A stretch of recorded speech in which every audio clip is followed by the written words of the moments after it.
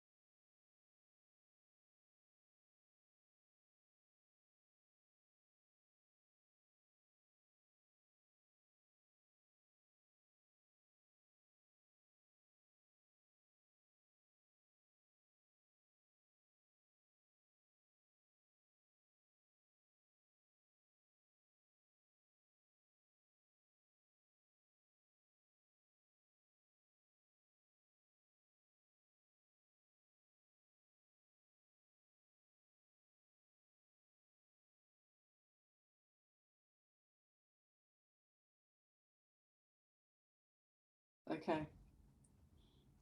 And let me just say, I apologize. I thought it would be as simple as clicking a button on LinkedIn and then you go. But no, they've got third-party applications to then link to allow you to record online. So I just thought, you know what?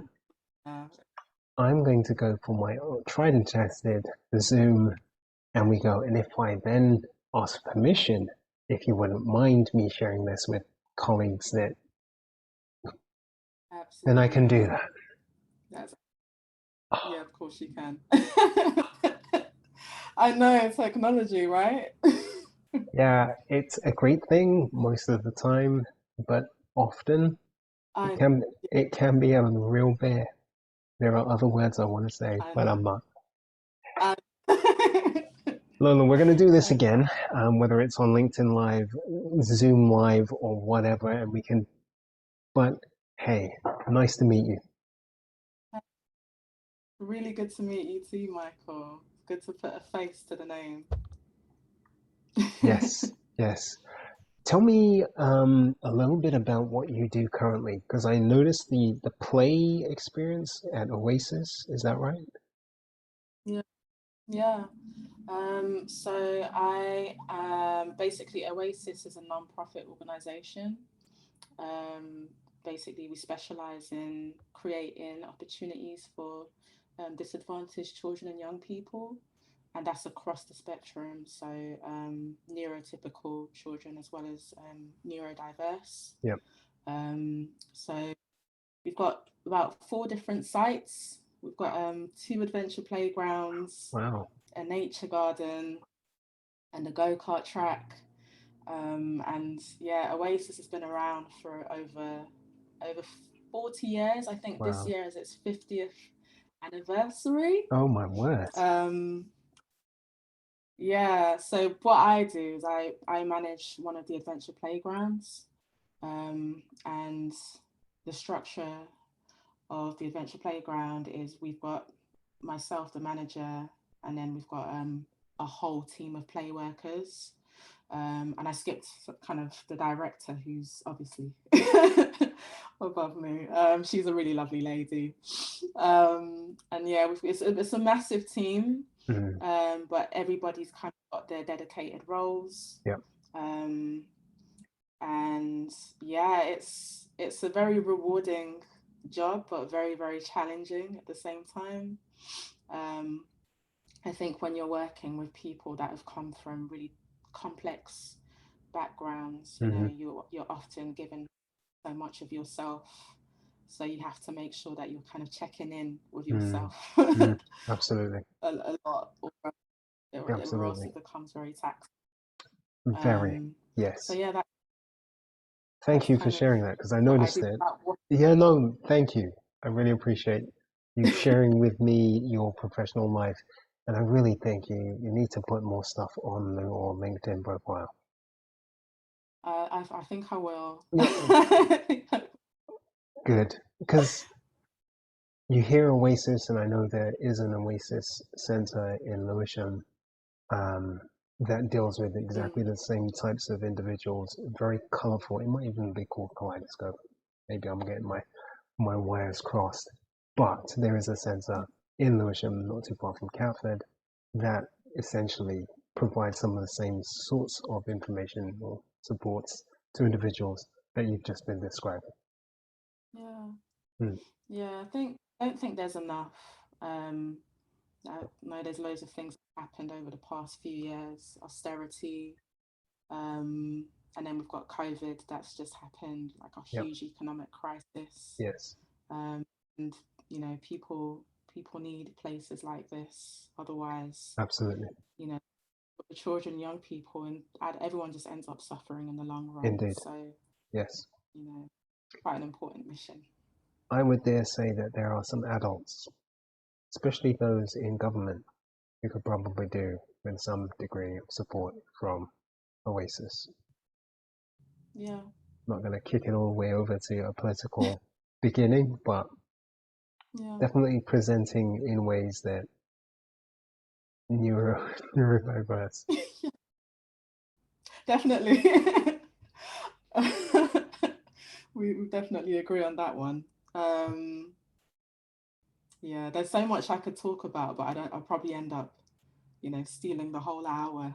Good, good. That has me speaking less. I'm sure people don't want to hear from me enough. Yeah. So the next question I have is why, out of all the professions in all the world, I mean, you could be a racing car driver, you could be a cricket player, you could be scientist, doctor, lawyer. Yeah. the traditional Nigerian, African, yeah, Caribbean experience. Yeah. Why don't you set up for life? No, don't want to do that. I want to be a counselor. I feel like ever since I did start managing, because I wasn't always a manager at my workplace. I started off as a play worker, at quite a young age, at about 17. Yep.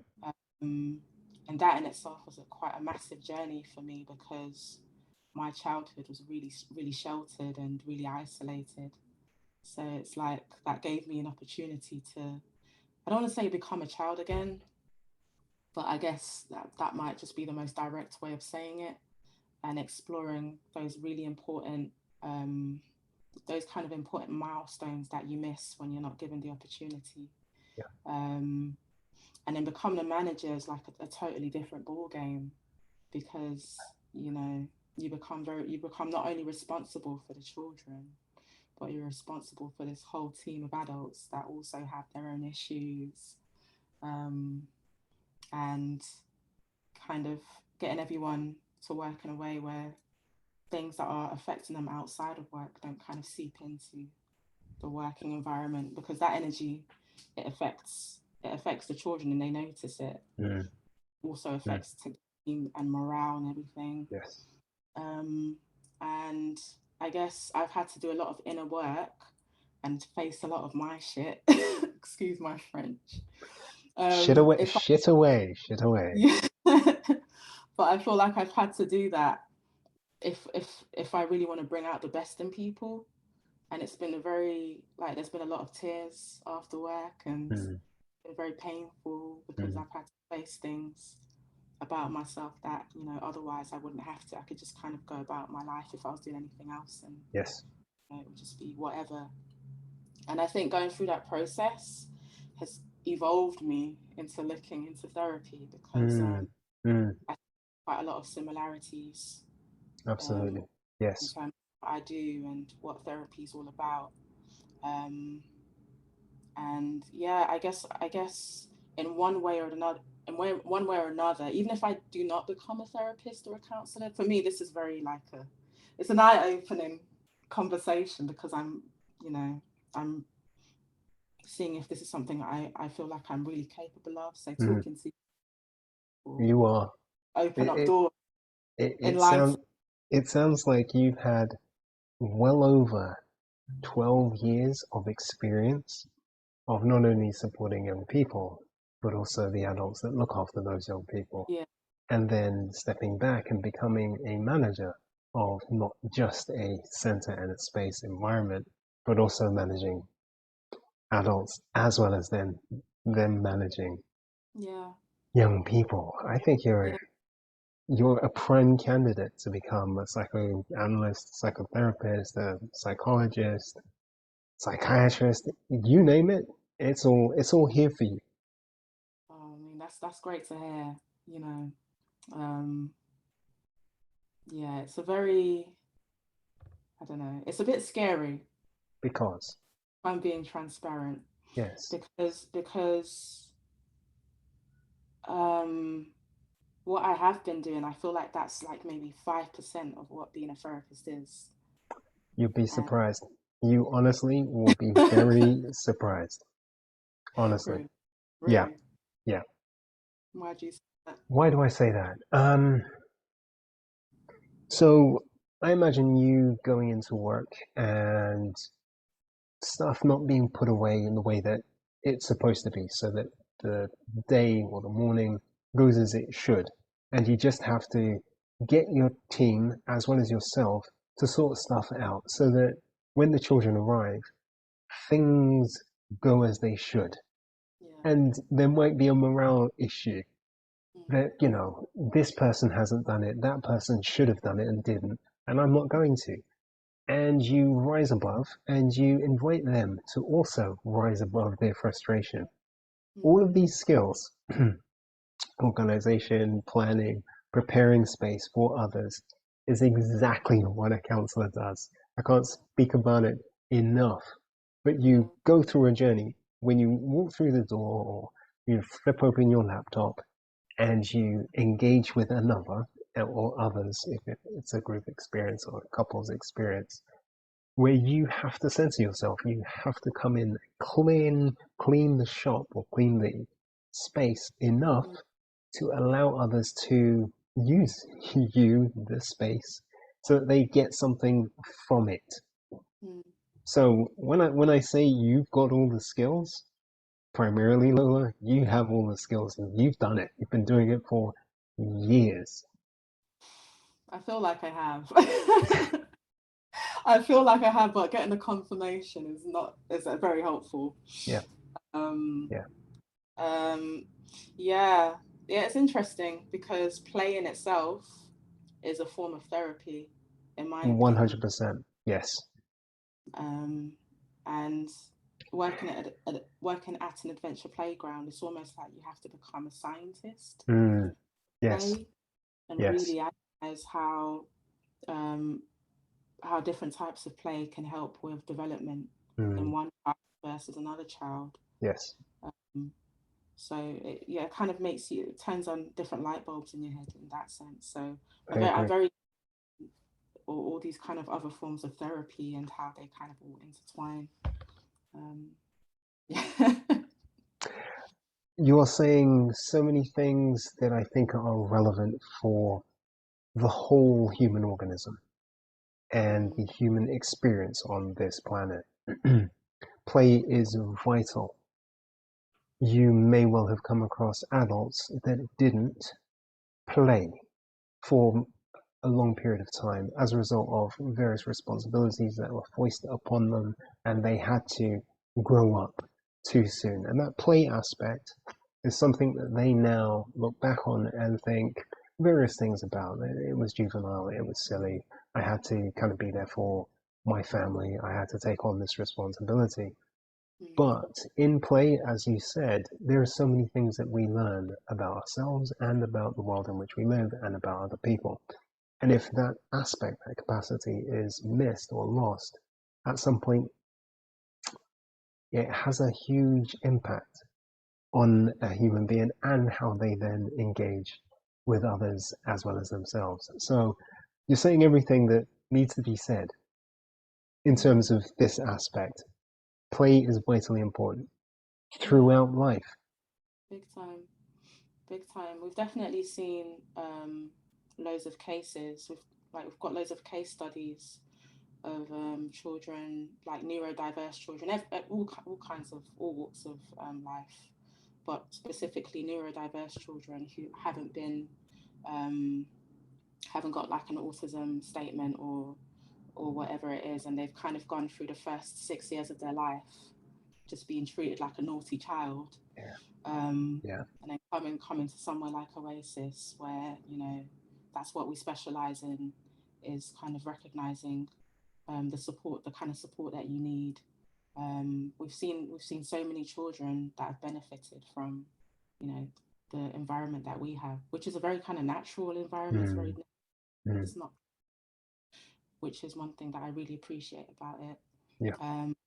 And if those children had come to us, then maybe 10 years down the line, who God knows, because it's like the first 7 years of life are so important. A lot of people overlook that.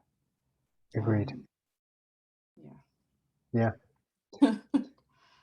You're saying everything that needs to be said in relation to child development, child psychology, the need for play, and then how that then links them to a more adult experience.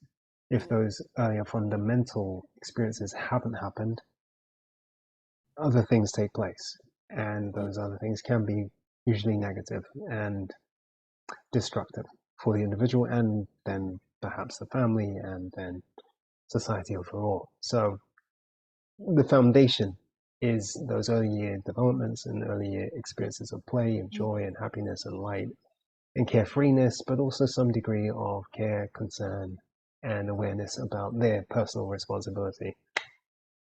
Yeah. It kind of, that's what also interests me about therapy with adults, is kind of looking back at how was your childhood. I think that kind of opens a lot of like Pandora's boxes. It does. The first response is generally, my childhood was fine. Right. And that word fine can be an extended experience, as in fine or fine. And even if it was fine, often what we experience as mental health professionals, I call us light workers. I think that's a better term. Yes. When we begin the work and we investigate what has taken place throughout life, we see that yes, there were components that were fine and there were other bits that weren't. And it's those other bits that weren't that has affected the individual that is in front of us as to why they are in therapy to some degree. There might be issues with brothers and sisters, mothers and fathers. It might be aunties and uncles, or school. Yeah. School. I'm sure you know this. Oh yeah. Oh yeah, big time. Yeah. Big time. It's funny because a series of events in a person's life could all be linked to just one traumatic thing that happened. And I somewhat kind of enjoy exploring those things with people, just for fun. I find it interesting because it's not as complicated as a lot of us make it out to be. Yes. I don't know. I find that myself included, like it's like we pile on all of this other crap onto what the trauma that we experienced, almost in a way to cope with it. Yes. And then when you just ask the simple questions, you get everything down in like little bullet points. Yes. Start exploring those things, and that's what I find interesting about therapy. I think I've only had therapy twice in my whole life, but which is shocking. I've kind of been my own therapist, which is not really healthy. I don't know. Yeah, I think it's always useful to have somebody outside of yourself to offer support and insight. I think that's always useful, whether that's a parent, a friend, a pastor, an imam, an individual who's reasoned and can offer you a wizened perspective, brilliant. But I'm going to imagine you probably write. Yeah. I'm not going to inquire what you write about, but you write. And as a result of that, writing can be a form of therapy too. In fact, it is therapy. Big time.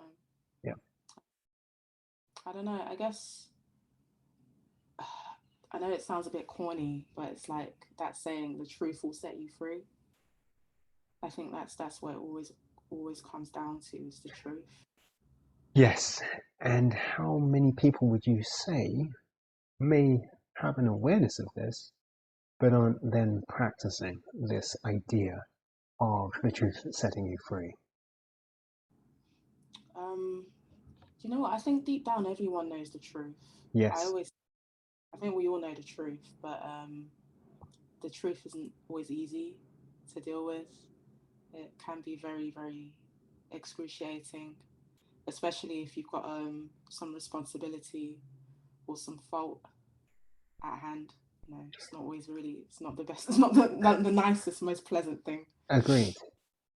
But the effect of running away from that responsibility is that it follows you anyway. And it Mm. finds you at a moment where you are unsuspecting, you are unprepared, and blammo, you get hit with it. Or somebody hits you with it. And then what? Do you then run again? No, you turn and face. With support, it's better to face up to it and process it. And that's ultimately what it returns for you to do. Not you specifically, Lola, but an individual to begin processing and moving through to the other side of it. Um, I'm going to mention her because, yeah, I've taken many great lessons from her. Her name is Brené Brown, and she's mentioned that her therapist offered her a truth, and the truth was pain or a painful experience can be excruciating as well as exquisite. I've always held on to that. It's like, wow, that's outstanding. Yeah. Yeah. So we can learn as a result of the pain Mm. if we have the right supports around us to go through it. Yeah. Yeah. Yeah. But I don't know. I think that's if you wanted to round it, therapy up into one word, I think it would be truth. Mm. Mm. You said light workers, and I think about the truth. You know, you think about the light. Um, I heard a quote recently, and it was along the lines of, um, if you switched on the light in a room and then you try to create darkness in that room, you can't really do it because the light is that powerful. But then if you had a dark room and you lit a candle, you know, that light would radiate. So um, yeah, I'd say like truth and light is therapy. It is. But for many communities, Black communities, Asian communities, Latinx communities, Indigenous, I live in Canada, Indigenous communities, Mm. it it often looks like a Eurocentric, often white-centric Yeah. idea of providing support when actually many Indigenous populations have their own idea as to what psychologically could support an individual through either a traumatic event or a painful event. Mm. And often it isn't one-on-one, it's often in community, surrounded Mm. by others who Yeah. then hold you. Yeah. So I'm about to read something interesting on LinkedIn. It's really interesting how LinkedIn does stuff, providing you with information. Ernest Krim, who has spoken so profoundly about the Black experience in America, offered an idea around how indigenous populations on the continent of Africa have dealt with criminals or those who have are sought to be wrong by the community. And it doesn't look anything like the industrial prison complex that both the UK and America have invested in. Right. How So so? I need to go back to that and read up on that. Yeah, that sounds interesting. Would you Mm, say that their methods are more efficient or more, I yeah. don't know what right word to use is, better? More better. More better. Yes, I would say that they are more better, but primarily because if we look at the UK specifically, where you are, Canada, where I am, and America, which is that way, a good couple of 100 miles, we look at a situation where people are removed from their community and are looked after by those who generally do not care about them as individuals. And as a result, that experience is damaging for not just the individual who's behind bars, but also for the people who work behind bars, also for the space that those people are in. So you've got an environment that causes harm, people who cause harm, and people that used to cause harm all in one space together. Trying to create healing, is that possible? I would say no, it's not. Lola, I spent about 10 years working with offenders, those who had done wrong in the eyes of the law. Yeah. Really enjoyed it. Yeah. Yeah, yeah. Would you say that was one of the most rewarding periods of your life or of your career, sorry. Wow, Like, wow. That's a deep question. Yes and no. So if I stay with Brené Brown's therapist's idea of the excruciating and the exquisite, both of those things came together in the present. And I really enjoyed working with individuals who wanted to get counseling support and a better attitude around themselves and how they were looking at life. Really enjoyed that. Then you have those in the middle. In fact, he was a worker that my friend offered me this opinion. There's 20% of people that are committed to change and will never come back to prison. Then you have a middle 60 that are just undecided. They don't know what it is that they really want. And they will go in and out, in and out, in and out. They will be on the revolving experience. And then there are another 20% that are committed to never changing. So whether they're in or out, they're just going to be who they are. So out of that 100%, where should the focus be? Should it be on the middle 60, the last 20 are never going to change, or in the 20 who are committed to the idea they're never returning? Yeah, I'd say definitely that lower 20% and the The mid. lower 20% who Yeah, are for sure. who are never going to change. Of course. Because I don't believe in the word never. I think everyone has an infinite amount of possibility. So yeah, any kind of statemented words that aren't movable, I try not to use those in my vocabulary because they're so limiting. They are. The focus has been on the lower 20, who are telling you very clearly, don't bother with us, don't bother with me. The middle 60 has a lot of energy poured into it to kind of push them more towards the upper 20 who are committed to never coming back, never experiencing prison again. What I would be interested to know, especially in African communities that do not have the industrialization of the prison complex, is what it is that they are doing right to show an individual that harming, taking, stealing, hurting actually hurts not just another individual, but also everybody that's connected to that individual. I think the individualistic aspect of Western society is largely damaging. But that's a personal belief. Right. I don't think we look at each other enough to provide support or guidance or love or care, concern, and all those good aspects, as well as some idea of correction when we need to. Anyway, kind of gone off the beaten track here. No, We're in the weeds. no, definitely food for thought. What other questions do you have for me? There was one in particular that was kind of like, yeah, this needs to be on, the airwaves, really. The one that I've already asked. No, the one that you asked via Oh, email. by email. I'll have a look at my messages. I write so much. Sometimes I can't keep up with myself. You see, I told you you're a writer. You are a writer.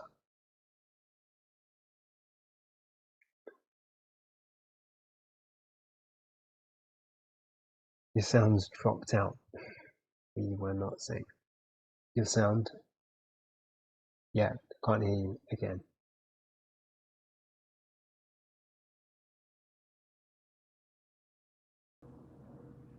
Yeah? Yeah. Okay. I can't use my phone because technology. But I did write some questions down in my notebook. Yeah, sure, go ahead. We've got another 20 minutes. Yeah? Yeah.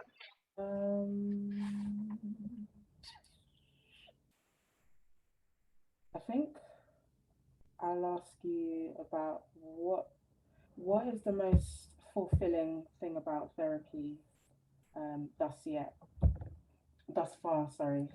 Yeah. I would say seeing. What's the most fulfilling? I think that was the question. What's the most fulfilling thing about therapy? Seeing someone's life change. That's the briefest answer I can give.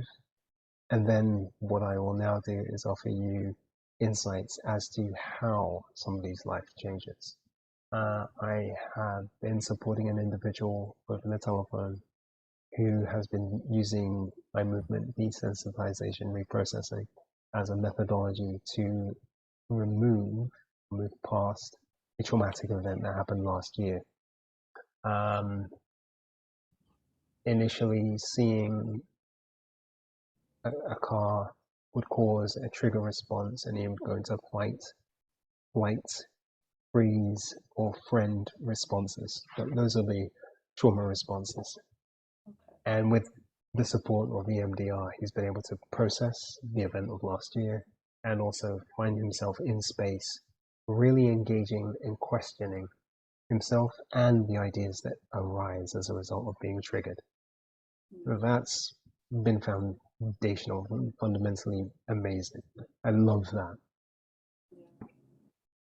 Wow. That's transformative. Absolutely transformative. And I think the work that you do with the young people, the children that you play with and come and access support, there's also transformation there too, which is why I keep saying you got all the skills. Yeah. I guess my other question is, what are the cons that you find? Cons. Yeah. So I kind of hinted on this idea before, which is around a Europeanized model of counseling and psychotherapy or support of another and what that then looks like. I feel that for largely the community we belong to, there is distrust, largely, of a European or a European styled form of psychotherapy that doesn't appreciate, acknowledge, understand the person that is in front of them. I think the more we, as members of the African diaspora, can present our understanding of how psychotherapy counseling supports us, and then how it could support another who is uninitiated, ill-informed about counseling, we do really well to kind of uplift and dispel ideas of, well, this isn't for me, I can't afford it, it's never going to help. These problems are actually not my problems, they're actually my mum's. They're actually her mums. They're actually from the time that Europeans came to the continent and messed everything up. Those ideas are the ones that I'm really interested and intrigued to begin pulling apart and supporting somebody to move from pain through to excitement. Yeah. How do you feel about the state of our communities at the present? Uh, so if I take it back to Ghana specifically, there is a problem with corruption, Mm. but there's also a problem with corruption in the UK. But we can't talk about that. Yeah. We can't. It's almost like, it exists somewhere else. It exists on other lands, in other, ill-informed, ill-educated individuals, but actually it's happening everywhere. So I would want the African diaspora to keep one hand on faith, religion, spirituality, but also open up to the possibility that counseling, psychotherapy, psychoanalysis, psychology, psychiatry can be as vital and as supportive to promote well-being overall. That would be it. I'm really glad you asked that question. Yeah. No, it's good to know. Sometimes I feel a little bit detached, to be honest. Just because I have grown up here, and in terms of kind of generational differences, where I come from, there's quite a lot to unpack there. So, Yes. yeah, as we're talking about it, it's definitely highlighting things that I'd like to explore a little bit more. How, for someone like me, with the background that I have, how would you kind of encourage or suggest that I'm like, in terms of that direction that I take in trying to become a therapist? I think the more you speak with other counselors, psychotherapists, psychoanalysts, psychologists, psychiatrists, doctors, the more you can then identify where you could place yourself or put yourself alongside amongst these individuals and what you would bring. By the way, Lola, you would bring a lot. Right. For me, the two exciting aspects that really stand forward in just this conversation is the idea of play and the idea of you being a writer. There's something here about narrative and play therapy that speaks very loud to me at this point in time. And if there were a direction that I would kind of suggest you move into, it would be play and narrative therapy. But I'm going to say the world has opened up a lot, but it's also closed down. If we attended the University of YouTube, we could get just about as much as we needed to move ahead as we want. But generally, cat videos, humorous videos, fight videos, videos about videos that are about making money, we spend our time investigating and not then being focused as to how we're going to move from where we are to where we want to be. We just get entertained. I agree. I agree. Which is why, it's really good to have these one-on-one conversations and meet the people that do the work. So yeah, this conversation is very, very valuable. Okay, play and narrative therapy. You elaborate a little bit more about narrative therapy for me? So I'll speak about myself. I have a story in my head about my life, about how it has come to be the way it has come to be. The good bits in it, the bad bits in it, the joyous bits, the bits that I was bored in. Yeah, I won't mention Boardwalk Farm and lighting fires and cars. I won't mention that at all. Won't mention it. But there've been some really big events that I've been a part of, and as a result, I have a narrative, I have a story in my head about who I potentially could be, but who also I potentially could not be. And the more I tell myself this story, the more I'm then living into the truth of this story existing throughout. Um, when you rewrite the story, or you recognize the highs and the lows and how you can straighten certain bits out, you can rewrite the story the way you would like it to be and live into that. And I think narrative therapy is something along those lines, where you are telling a different story, not just about yourself, but about the environment you come from, or the environments we come from. Wow. Which then changes your perception of yourself and then the environment you exist in. So then you essentially become the author of your own life, your own Yes. story. Yes. That's pretty beautiful. Thank you. I saw your eyes kind of do this thing where you were like, yep, that's an idea. Yep, that's an idea. Yeah, I do some of that. Yep. Yep. And yep. Yeah, that happens a lot. I guess this is kind of moving more into the shallow ends of things, but in terms of sustainability and from therapy.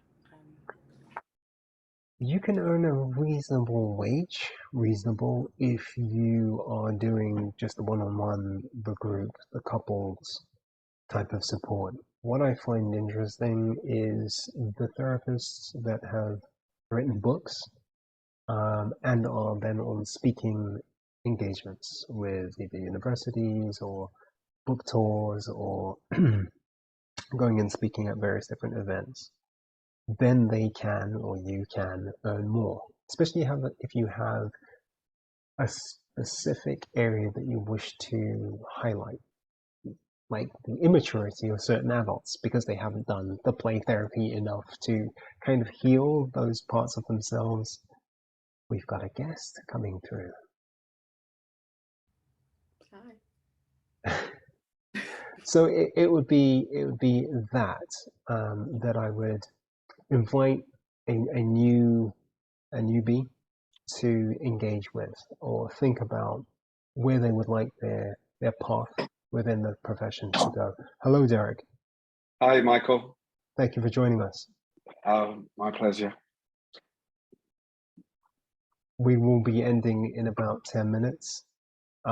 Yeah, I had an issue with LinkedIn Live. I couldn't get on. Oh, Yeah, so I apologize. okay. I will do this again, and I'll do it better. I'll do it better. Okay. Promise, Lola, I'll do it better. But thank you for being here. Lola's just peppering me with questions now, so right. Carry on. Carry on. Yeah.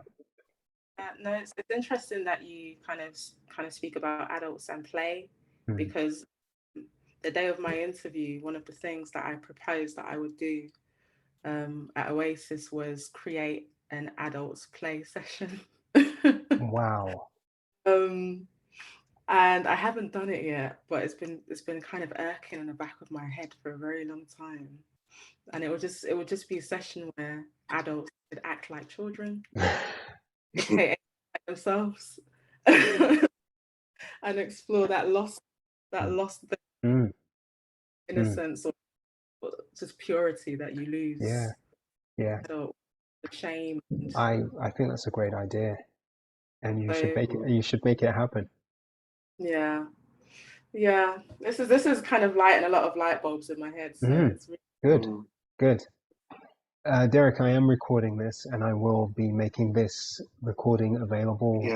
Right. So just letting you know.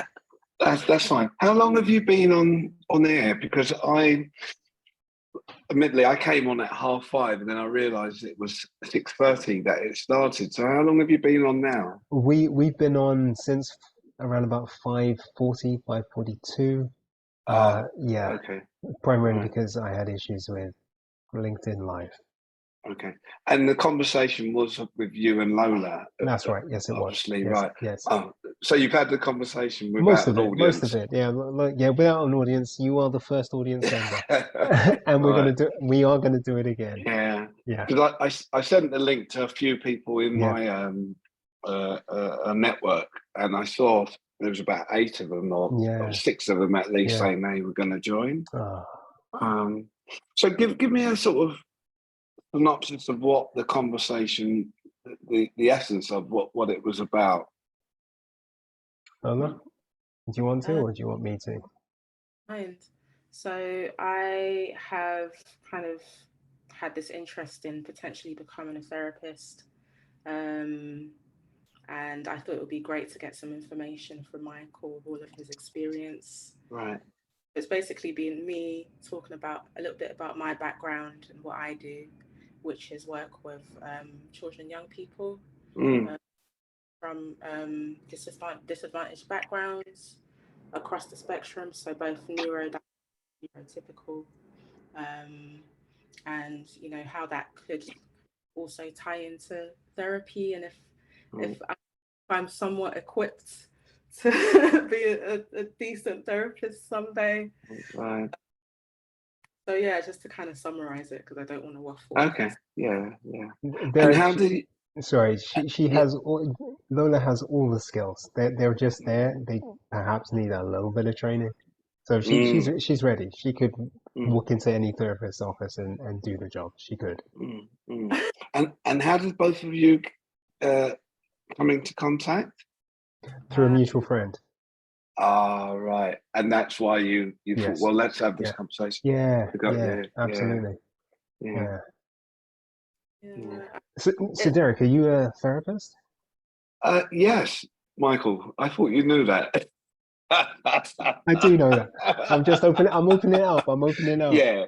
So I work in private practice as a and I think at the moment through Scopehead, they're trying to protect the titles counsellor and psychotherapist, and you need to be trained at least to a minimum of a master's level. Yes. And then something else goes along with that. So how long you've been in practice, and so forth. So yeah, I've been in private practice since 2016. As Michael knows, I'm currently in my 5th year of doing a doctorate in existential psychotherapy. It's been tough, and I think that the tough, why it's tough anyway. Going to that level, but I think the subject matter has made it even more tougher. And painful at times, but also there's a lot of healing going on in that process.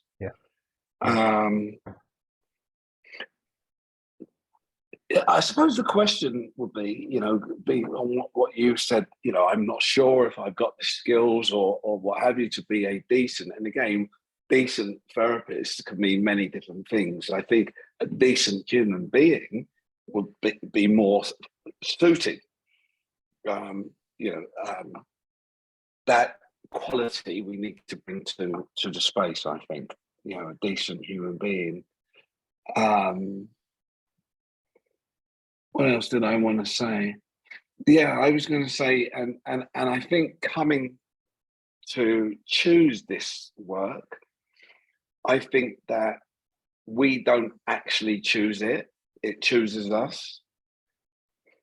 And that's what I believe. That's funny you said that, because exactly how it feels. Yeah. I think there's, from what I already do, there's a big therapeutic aspect to it. And kind of the first year of me managing at this place was very painful.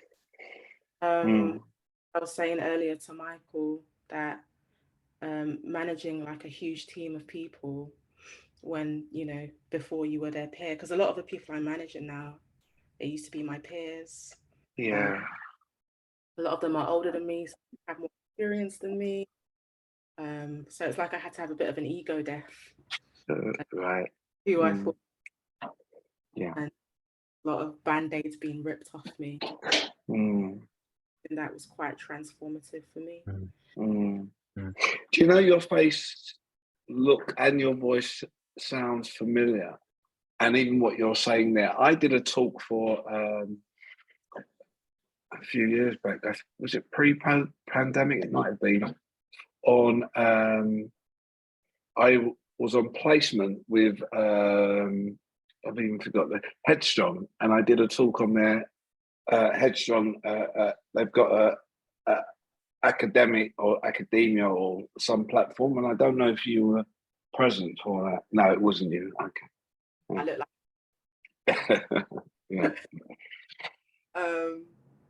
Yeah.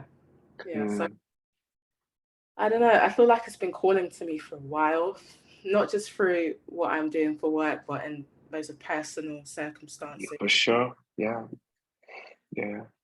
I What stops you from what has been stopping you from listening to that part of you? I've definitely had this big thing with self-doubt for like Right. a lot of my life. So kind of counteract that, I kind of fling myself into dangerous, challenging situations to tell myself that I'm not scared and I can do it. Yeah. Traumatic, but I always end up learning something new, which is, being, and also, I know a lot of this kind of becoming a therapist is going back to school and going back to uni, and I've never, it's never been my strong point. I've always done practical kind of part-time courses. Yeah. Okay. And there are a number all over London. Yeah. There is. That's the kind of other thing I'm worried about, is how am I gonna work and study and make this a reality? Yeah. So yeah, there's a few I'm worried about, but talk about it. Well, I'm sure Michael will be a really good guide in that, and I think if we want something enough, we make the space for it. Yeah. And it does require, unfortunately, for most anyway, a sacrifice. And I suppose depending on the course you do, because again, I think, we are really, we live our lives by these narratives, right? Yeah. And all therapy is about, for me anyway, is another set of narratives. And somehow we take that on and our worldview gets imbued with that, which again, you could say it's our minds becoming further colonized. Yeah. And it's somehow finding and navigating our way through that. But it's an adventure. But again, for me, I think, to talk about therapy, as I said, my process in this is really there's been a lot of healing. Yeah, there's been a lot of healing, and it's really dependent on, I suppose, what modality, if you are going to, and I suppose there used to be a saying once upon a time, what's the difference between counselling and psychotherapy? And the answer was £8,000, right? Which is the joke in that, like, a counsellor, doesn't get, they don't train as long and they don't get as paid as much, and, again, it's like, okay, what am I going into this for? Do I want to earn a living out of it? Which is really difficult anyway. Does the modality really fit with my worldview as it is already? Am I really kind of really logical, or am I that kind of feely person? Do I work from intuition? Because then you choose a modality that kind of fits that, although you will get a look at various models, different models. But if it's if it's to travel with other individuals, right, and to illuminate some of help them illuminate some of their dilemmas, let's say, and so that, they can see some light and work their way through that. And then I suppose, again, what I don't want to do, and it's recorded, is I don't want to badmouth any particular modality as such, right? But it's really choosing which one speaks to you. So That's right. Yeah. Wow. Thank you. Derek, you just came in and just stole the show. Look at you. Oh, I'm really sorry about that. I thought I was invited to. No, you absolutely. No, I just think I really appreciate what you just said. Really do. Yeah. Thank you. I'm gonna do this again. I'm gonna find out how I do an a LinkedIn live, and I will do this again, and we will have this conversation again, Lola. Yeah. Why LinkedIn? Why not just Zoom? Well, it's on Zoom, but we are now. Yeah, we are now. I could just do it on Zoom and record it on Zoom. Yeah, I'll do it that way. I just thought, more people will see it that way, but it didn't work. I suppose what it's do is just to invite the people, go on LinkedIn and invite all the people. Yeah. And as you did there, then create the actual Zoom. Yes. And do it that way. Or Google Meets. Yeah. I'll do it that way. Yeah. Look at you, you're just coming in like, That's what it's all about. A superhero. You're a superhero, Derek. Thank you. Yeah. I don't know if I would accept that. Okay. Yeah. What would you accept? I'm a brother to both of you. You are a brother. I'm a brother to both of you, and each one teach one and helps each other. Yes. Yeah. Yes. I think that's ultimately what I wanted this conversation to be. Yeah. A case of supporting Lola specifically, but her also sharing her experience, and she's got a lot. And I think she will be a very good counselor, psychotherapist. Psychotherapist. I believe so. I think it's your calling, but you won't listen to it at the moment. Or you're trying to make sense of it, I should say. I'm at a crossroads with my life because what I've been doing has been very fulfilling, but also, I don't know, and you can feel when something is almost at the end and you're really and I've given to that. Change is a big thing. We sometimes we take it lightly. When I went into private practice, I was at the end, and I didn't know. I didn't have the practice set up. I just took a leap, but I got to the end of something that it felt like it was going to snap at any moment.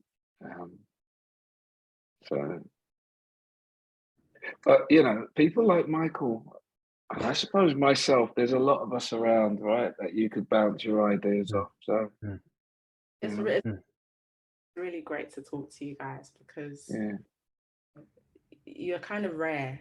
You guys are like Pokemon, like Pokemon.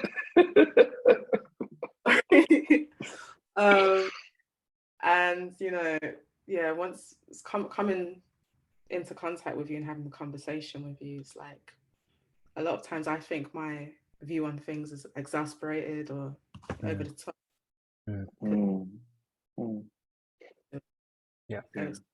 It's nice to talk to you guys. We will do this again. I'll lick my wounds, heal, and then Lola, if you can give me 2 weeks to just figure out how to get this thing together. Derek, I'm going to take those points on, and perhaps I'll just put on the site where the actual party will be happening, and people can join us on Zoom, and I can just let them in, not a problem, and record it. I look forward to that. So do I. I'm going to definitely do it again. I think there are a few others that I want to have a conversation in this way. It's just a conversation. Yeah. And then the faff. Maybe me and you next, Derek. Do you know, that would be great, Michael. Honestly, it would be great. That would be great. Yeah, think about it. I'm going to think about it, definitely. Lola, I will see you in about 2 weeks, and we'll do this again. And you can ask all those other questions that have come up as a result of Derek throwing his influence forward. So thank you guys so much. Thank you, Michael. You're Thank you. welcome. Thank you. Take care. We'll Bye-bye. speak soon. All right, take care. Bye-bye. Bye. Bye. Well done.